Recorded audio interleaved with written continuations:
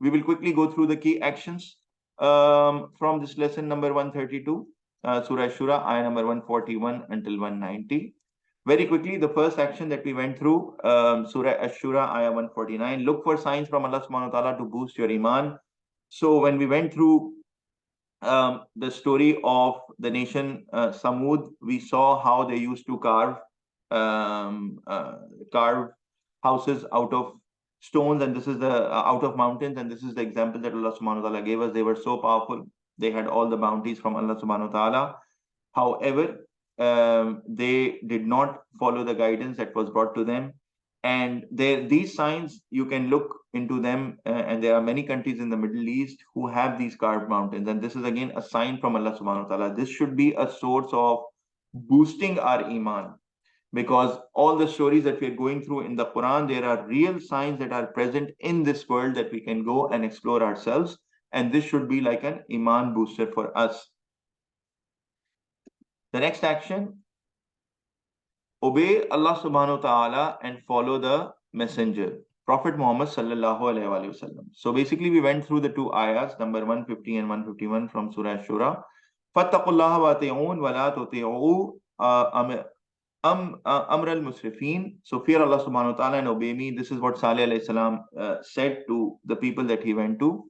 However, this is a pattern that we have seen from across all the prophets. They were sent to the people as messengers to be followed, so that they can follow the guidance. The guidance from Allah subhanahu wa ta'ala has been the same for all the prophets, which is La ilaha illallah. And then they had to follow their messenger. For us, the action is obey Allah subhanahu wa ta'ala and follow the messenger. And our last final messenger, Muhammad sallallahu alayhi wasallam, we know that Quran was sent to him as a revelation, as a guidance, and it was explained to us by the hadith and the sunnah of the Holy Prophet Muhammad sallallahu alaihi wasallam. So we have to follow both, to combine both of them to form the Sharia law and follow them as individuals as well as collectively as a society. Another action that we went through from ayah number 165 until 166 was homosexuality is haram, and this was the nation of Lut alayhi salam. They started this malpractice of homosexuality, and we went through detailed discussion that this is haram in Islam, and it is not something natural, because people sometimes bring this argument it is something natural, because if it was something natural, then Allah subhanahu wa ta'ala would have given a halal outlet for it. In any desire that Allah subhanahu wa ta'ala has created for us, He has always given us outlets to fulfill that desire in a halal way. So our sexual desires, we are supposed to fulfill them via marriage, male and female. You get married, and then you fulfill that desire. As a result of it, of which humanity and the race continues to go on. So homosexuality is haram, and it is not at all natural. It's a psychological disease. There is a short video I mentioned in the lesson as well that someone can go through. If you guys missed that part of our conversation, we have discussed in detail what it is and what's the problem and how it can be fixed. The next action is about giving full measure and weight. Don't deprive people and don't cause corruption. So it's not just about the physical weights and measuring the fruits and the vegetables and the meat. It's about all contracts, about even the job contract, anything that for which you take money. It can be a product, it can be a service. You have to fulfill it in a complete way. This was the nation of Shoaib alayhi salam who were committing this sin, and Allah subhanahu wa ta'ala sent severe punishment for them. So we should also correct our ways, and we see a lot of corruption at all the levels. It's not just for the higher ups or the people who are in power, but also the lowest segments of the society. People are trying to achieve something in this world with this short-term thinking. We need to make sure that we are also thinking about the hereafter, and we cannot cause corruption at any level.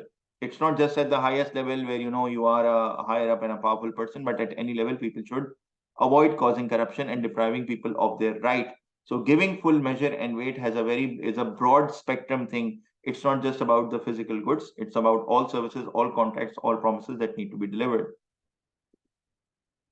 Again, for this one, there is a video that we discussed, that those of you who have not watched, you can go to Quran4teens YouTube and you can just search for the video and go through it. The last action for today that we discussed was be amongst the few, because most of the people are not believers. We saw this as a pattern across all the stories of the prophets. Most of the people were not believers, and this is something that we can apply today as well. Most of the people are not truly practicing Muslims. So we have to be amongst the few. We have to try our best and pray to Allah subhanahu wa ta'ala to keep us amongst the few, because most of the people are not believers. And this element of many people or majority doing something, so these are also Muslims, all my friends are doing it, and I also want to do it, and all of this pressure that you face, that is all wrong.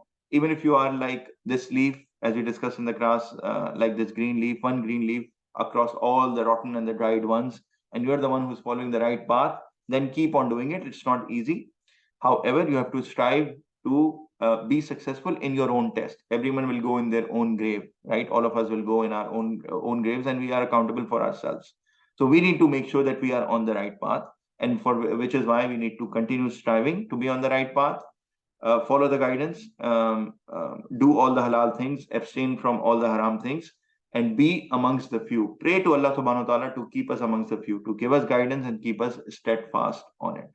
So this marks the end of today's lesson. Alhamdulillah. Are there any questions, any comments before I close today's class? Okay.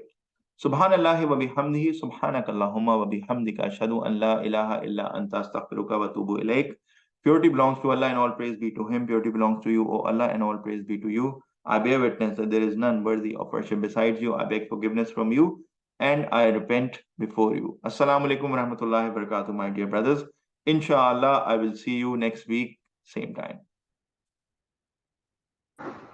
Wa alaikum assalam wa rahmatullahi wa barakatuh.